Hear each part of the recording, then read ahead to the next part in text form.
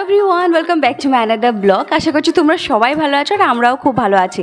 এটা হচ্ছে দুর্গাপুজোর ব্লগটা, আর এই ব্লগটাকে 1 বছর হয়ে গেছে। আর এতটা লেট, ব্লগে সবসময় মানুষরা লেট আপলোড করে, কিন্তু আমি তো লেট আলট্রা প্রো ম্যাক্স হয়ে গেছি। কারণ এটা হচ্ছে 1 বছরের আগে দুর্গাপুজো, যেটাতে গুগল হয়নি, তখন আমি প্রেগনেন্সিও তখন হয়নি। আর এদিকে দেখো গুগলের আগের দুর্গাপুজোটা তোমাদের সাথে শেয়ার করছি।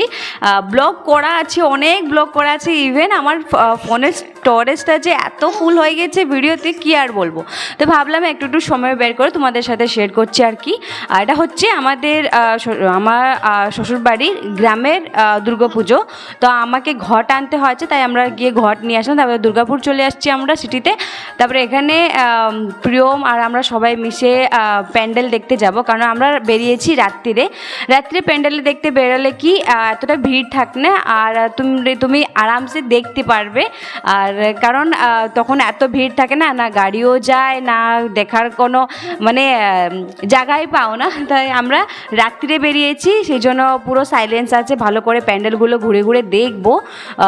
তো এদিকে আমরা সোসাইটি থেকে বেরিয়ে গেছি। তারপরে একটা সোসাইটি থেকে আরম্ভ করে একটা প্যান্ডেল দেখেই যাব। তোমরা তো জানো ওয়েস্ট বেঙ্গল প্যান্ডেল সব থেকে ফেমাস।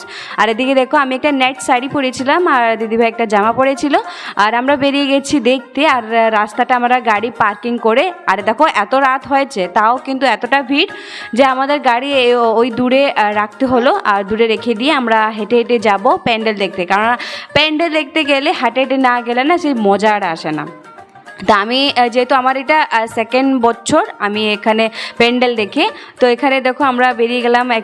আমাদের সোসাইটির সামনে কি আর একটা প্যান্ডেল হয়েছিল। এটা হচ্ছে মায়াপুর যে মন্দিরটা হয়েছে, ওর পুরো স্ট্রাকচারটা এখানে দেওয়া হয়েছে।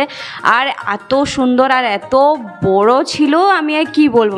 দূরে থেকে যখন এত বড় লাগছে, কাছে যখন গেলাম অনেক অনেক বড় লাগছিল। আর লাইটিং তো এত দিয়েছে, এত দারুণ লাগছিল আর কি। সেই জন্য তো ওয়েস্ট বেঙ্গলের প্যান্ডেল জন্য খুবই ফেমাস। তো এদিকে দেখো লাইটিংটা যখন ফোকাস দিলাম তো আমরা কালো হয়ে গেলাম। তারপরে আমরা ভিতরে গিয়ে তোমাদেরকে দেখাবো এত সুন্দর একটা প্যান্ডেল। আর আমাকে ভীষণ ভালো লাগলো, কারণ আমি 2 বছর ধরে ওয়েস্ট বেঙ্গল প্যান্ডেলগুলো দেখছি। আর প্যান্ডেল যত বড় হোক না কেন, দুর্গা মায়ের মুখটা এত ছোট্ট আর সুন্দর থাকে না, যে কোনো প্যান্ডেলে মায়ের মুখটা খুবই সুন্দর থাকে, তাই না? তো এদিকে দেখো, আর ভিতরে আমরা গিয়ে, এটা আরেকটা প্যান্ডেল ছিল, তাই ভিতরে দেখো সিঁড়ি টাইপ করা হয়েছে, ভিতরে গেলাম, দর্শন করলাম, খুবই ভালো লাগছিল দুর্গা মাকে দেখে। আর হ্যাঁ, কমেন্টে জানিও তোমাদের কারা ওয়েস্ট বেঙ্গলের প্যান্ডেলগুলো দেখে তোমাদের ভাল লাগে। আমাকে ভীষণ ভালো লাগে, কারণ আমি তো উড়িষ্যাতে থাকি, আর বিয়ের পরে আমি এখানেই ওয়েস্ট বেঙ্গলি প্যান্ডেলগুলো দেখি, আমার ভীষণ ভালো লাগে। ভিতরে এত দারুণ কাজ করা হয়েছিল, দেখে আমি জাস্ট অবাক, কারণ এত সুন্দর। আর দুর্গা মা কি সুন্দর যে না লাগছিল, মুখটা দেখো সুন্দর খুব লাগছে, এত ছোট মুখটা। আর দেখো আমি এখানে ভয়েস ওভার দিচ্ছি, আর গুগল আমার কাছে এসে চিল্লায় যাচ্ছে, তো ওর ভয়েসটাকে একটু ইগনোর করে নেবে।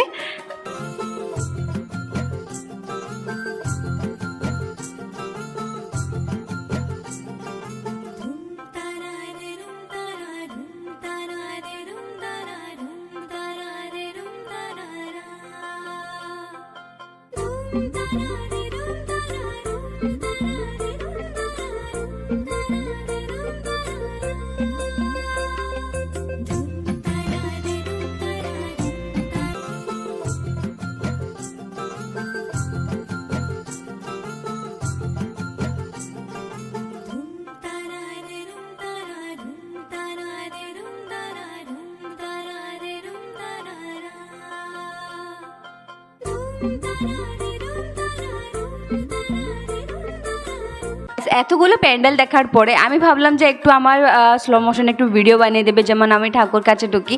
কিন্তু আমার বোরকে না ভিডিও বের করতে আসে, না ফটো তুলতে আসে, ও বোর হয়ে যায় আর কি। কিন্তু আমাকে ভীষণ ভালো লাগে কোথায় গিয়ে ফটো বের করতে, ভিডিও শ্যুট করতে। আর আমি একটু বলছিলাম যে আমার ভিডিও বের করে দাও, কিন্তু আমি পরে দেখতে পেলাম যে আমার শাড়ির একটু উঠে গেছে।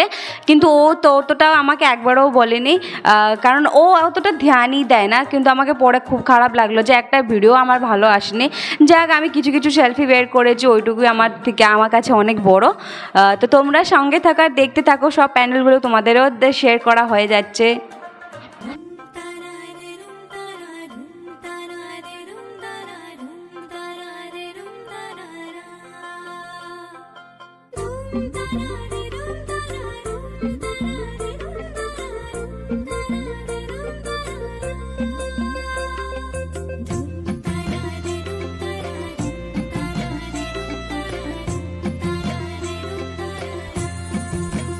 যদি তোর ডাক শুনে কেউ না হাসে তবে একলা চলো রে, যদি তোর ডাক শুনে কেউ না হাসে তবে একলা চলো রে, একলা চলো, একলা চলো, একলা চলো, একলা চলো রে, একলা চলো, একলা চলো, একলা চলো, একলা চলো রে, যদি তোর ডাক শুনে কেউ না আসে তবে একলা চলো রে, যদি তোর ডাক শুনে কেউ না আসে তবে একলা চলো রে।